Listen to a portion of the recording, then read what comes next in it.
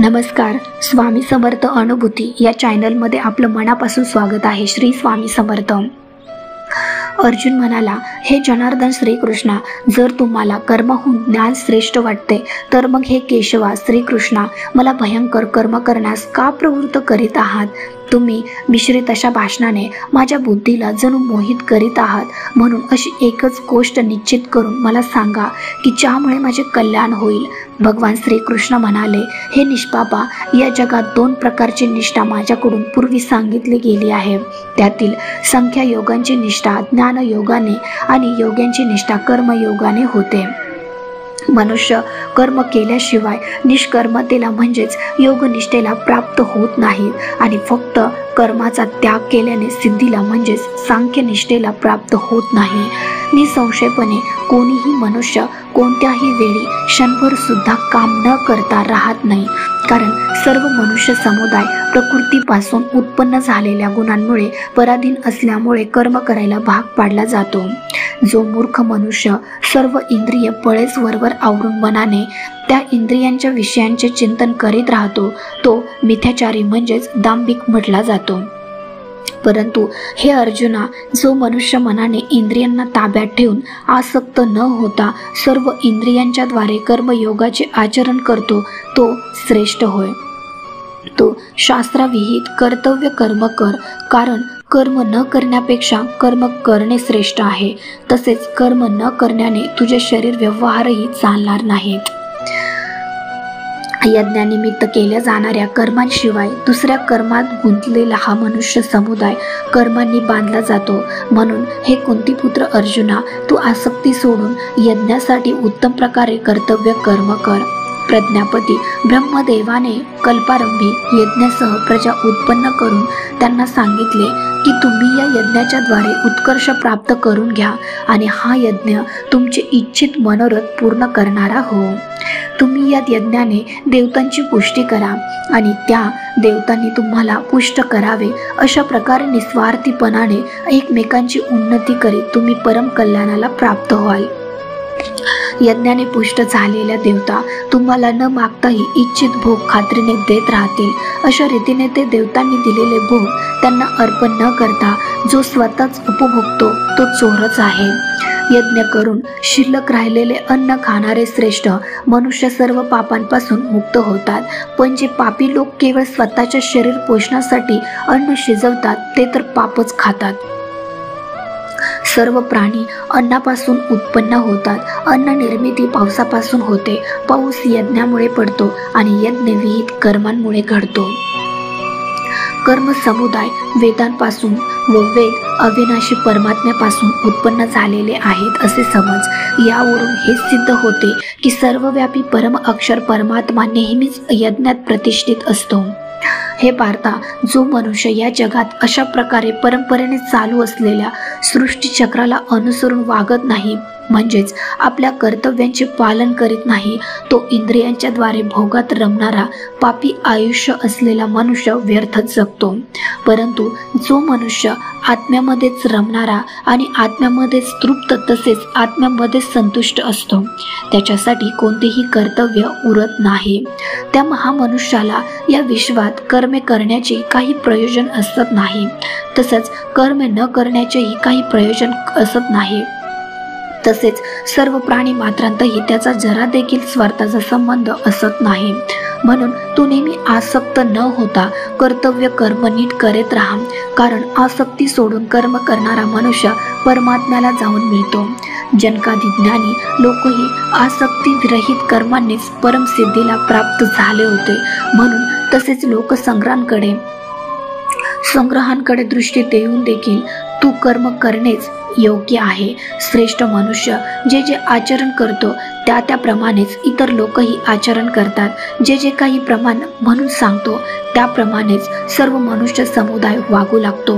हे पार्था, मला या तिन्ही लोकांत काहीही कर्तव्य नाही आणि मिळवण्याजोगी कोणतीही वस्तू मिळाली नाही असे नाही, तरीही मी कर्तव्य कर्म करीतच असतो. कारण हे पार्था, जर का मी सावध राहून कर्मे केली नाहीत तर मोठे नुकसान होईल. कारण मनुष्य सर्व प्रकारे माझ्याच मार्गाचे अनुकरण करतात. म्हणून जर मी कर्मे केली नाही तर ही सर्व माणसे नष्ट भ्रष्ट होतील आणि मी संकरतेचे कारण होईल, तसेच या सर्व प्रजेचा घात करणारा होईल. हे भारता, कर्मात आसक्त असणारे अज्ञानी लोक ज्या रीतीने कर्मे करतात त्याच रीतीने आसक्ती नसलेल्या विद्वानांनीही लोकसंग्रह करण्याच्या इच्छेने कर्मे करावीत. परमात्म स्वरूपात स्थिर असलेल्या ज्ञानी मनुष्याने शास्त्रविहित कर्मात आसक्ती असलेल्या अज्ञानी लोकांच्या बुद्धीत भ्रम म्हणजेच कर्माविषयी अश्रद्धा निर्माण करू नये. उलट स्वतः शास्त्रविहित सर्व कर्मे उत्तम प्रकारे करीत त्याच्याकडूनही तशीच करून घ्यावीत. वास्तविक सर्व कर्मे सर्व प्रकारे प्रकृतीच्या गुणांमार्फत केली जातात. तरीही ज्याचे अंतःकरण अहंकारामुळे मोहित झाले आहे असा अज्ञानी मनुष्य मी करता आहे असे मानतो. पण हे महाबाहो, गुणविभाग आणि कर्मविभाग यांचे तत्व जाणणारा ज्ञानयोगी सर्व गुणच गुणांत वावरत असतात हे लक्षात घेऊन त्यांमध्ये आसक्त होत नाही. प्रकृतीच्या गुणांनी अत्यंत मोहित झालेले माणसे गुणात आणि कर्मात आसक्त होतात. त्या चांगल्या रीतीने न जाणणाऱ्या मंद बुद्धीच्या अज्ञानी मनुष्यांचा पूर्ण ज्ञान असणाऱ्या ज्ञानी मनुष्याने बुद्धिभेद करू नये. अंतर्यामी मज परमात्म्यामध्ये गुंतलेल्या चित्ताने सर्व कर्मे मला समर्पण करून आशा, ममता व संताप रहित होऊन तू युद्ध कर. जे कोणी मानव दोषदृष्टी टाकून श्रद्धायुक्त अंतःकरणाने माझ्या या मताचे नेहमी अनुसरण करतात तेही सर्व कर्मांपासून मुक्त होतात. परंतु जे मानव माझ्यावर दोषारोप करून माझ्या या मतानुसार वागत नाहीत त्या मूर्खांना तू सर्व ज्ञानांना मुकलेले आणि नष्ट झालेले समज. सर्व प्राणी प्रकृतीच्या वळणावर जातात, म्हणजेच आपल्या स्वभावाच्या अधीन होऊन कर्मे करतात. ज्ञानी सुद्धा आपल्या स्वभावानुसारच व्यवहार करतो. मग या विषयांत कोणाचाही हट्टीपणा काय करेल. प्रत्येक इंद्रियांच्या विषयात राग व द्वेष लपलेले असतात. माणसाने त्या दोहोंच्या आहारी जाता कामा नये, कारण ते दोन्हीही त्याच्या कल्याणामार्गात विघ्न करणारे मोठे शत्रू आहेत. चांगल्या प्रकारे आचरणात आणलेल्या दुसऱ्यांच्या धर्माहून गुणरहित असला तरी आपला धर्म अतिशय उत्तम आहे. आपल्या धर्मात तर मरणेही कल्याणकारक आहे, पण दुसऱ्यांचा धर्म भय देणारा आहे. अर्जुन म्हणाला, हे श्रीकृष्णा, तर मग हा मनुष्य स्वतःची इच्छा नसतानाही जबरदस्तीने करावयास लावल्याप्रमाणे कोणाच्या प्रेरणेने पापाचे आचरण करतो. भगवान श्रीकृष्ण म्हणाले, रजोगुणापासून उत्पन्न झालेला हा कामच क्रोध आहे. हा खूप खादाड अर्थात भोगांनी कधीही तृप्त न होणारा व मोठा पापी आहे. हाच या विषयातील वैरी आहे असे तू जाण. ज्याप्रमाणे धुराने अग्नी, धुळीने आरसा आणि वारेने गर्भ झाकला जातो, त्याचप्रमाणे त्या कामामुळे हे ज्ञान आच्छादित राहते. आणि हे कुंतीपुत्र अर्जुना, कधीही तृप्त न होणारा हा कामरूपी अग्निज्ञानी माणसाचा कायमचा शत्रू आहे. त्याने मनुष्याचे ज्ञान झाकले आहे.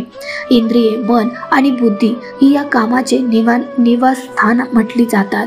हा काम या मन, बुद्धी व इंद्रियांच्या द्वारा ज्ञानाला आच्छादित करून जीवात्म्याला मोहित करतो.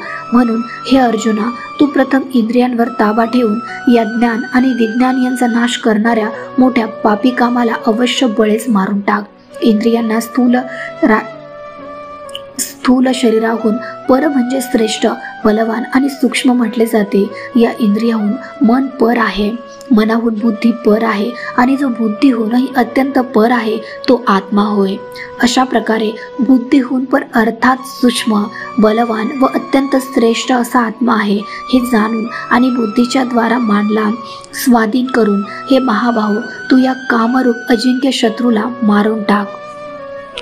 तर स्वामी भक्त हो, आजचा संदेश तुम्हाला कर्मयोगीतून, म्हणजे ज्याचे वाईट कर्म आहे त्याच्यासोबत वाईटच घडतं, ज्याचे कर्म चांगले आहे त्याच्यासोबत नेहमी चांगलंच होतं, या संदेशाचा, या वचनाचा, या संदेशातून तुम्हाला नक्कीच अर्थ समजला असेल. आणि असेच नवनवीन संदेश ऐकण्यासाठी आपल्या चॅनलला लाईक, शेअर आणि सबस्क्राईब करायला विसरू नका. भेटूया अशाच एका नवीन व्हिडिओसोबत. श्री स्वामी समर्थ. धन्यवाद.